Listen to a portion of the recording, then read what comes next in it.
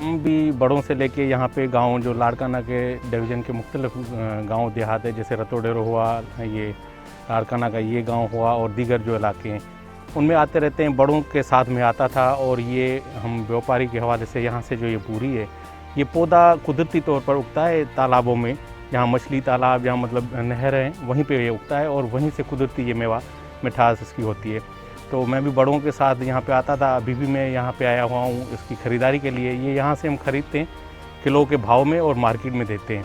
तो अगर हुकूमत इस हवाले से इनकी सपोर्ट करे और उनको थोड़ी आगे लाए तो जो मईशत है इस हवाले से भी मजबूत हो सकती है। और यहाँ पे जो लोग हैं इस गांव के, तकरीबन मेरे ख्याल से सैकड़ों के अफराद में यहाँ पे आबादी, हज़ारों की आबादी है, लेकिन सैकड़ों के लोग जो मजदूरी पेशा यहाँ से वाबस्ता हैं और ये काम करते हैं। तो उनको अगर सपोर्ट होगी तो उनके घर का जो चूल्हा है अच्छे तरीके से जल सकता है और आगे भी उनके लिए मईशत, जो मुल्क की मईशत है उसमें भी एक अहम किरदार ही अदा कर सकते हैं लोग।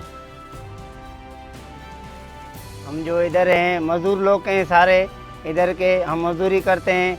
ये बुरी जो हैं, ये बहुत मछली वाला तालाब होता है बड़ा, उसमें जो है वो बुरी होती है, पन्न होती है, उसमें मेवा है कुदरती। उसे हम बहुत साल हो गए, हमारे बड़े भी यही काम करते थे, हम भी छोटे थे जब, अभी हम बड़े हो गए हैं, उसको देख देख के हम भी मजदूरी करते हैं।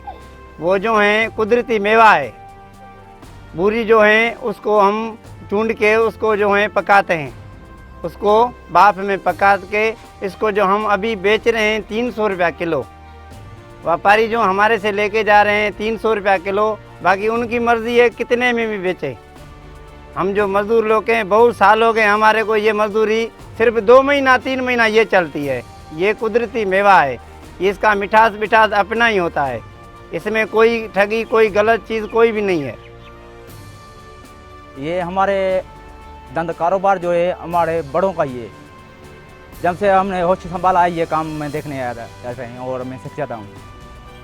ये जो मेवात है ये कुदरती मेवात है, इसमें मिठास जो भी है, जो भी कुदरती है।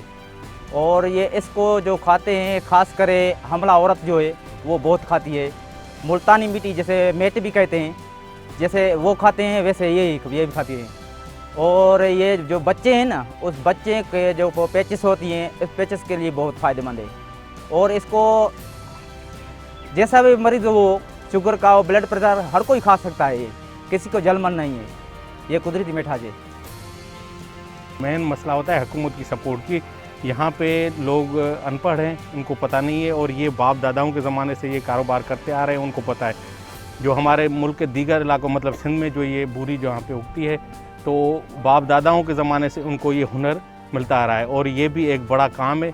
अगर हुकूमती सतह पर इसकी सपोर्ट की जाए और वर्कशॉप वगैरह की जाए तो ये, मैंने कहा, एक अच्छी खासी सनत बन सकती है और बैरून ममालिक भी ये जा सकती है। यहाँ पे देखें, ये जैसे मुल्तानी मिट्टी होती है, वो इसको ज़्यादातर बच्चों को इस्तेमाल की जाती है। गर्मियों में जब दाने निकलते हैं, फोड़े, तो उस हवाले से उसका इस्तेमाल किया जाता है। तो इसका जो हमें बड़ों ने बताया कि इसके खाने से फोड़े वगैरह भी नहीं निकलते और गर्मी को ऐसे समझे कि ठंड देती है जिगर को, मादे को, और दीगर बीमारियों के हवाले से, शुगर हुई, ब्लड प्रेशर हुआ, तो उस पर ये बड़ी कारआमद है। और बहुत सारे नौजवान इससे वाबस्ता हैं जो रोज़गार कर रहे हैं। और अगर हुकूमत, फिर भी मैं वही कहूँगा हुकूमत इसकी सपोर्ट करे और सही तरीके से पुष्पनाई करे तो इस कारोबार को, मईशत को मज़ीद सनत के तौर पर लाया जा सकता है।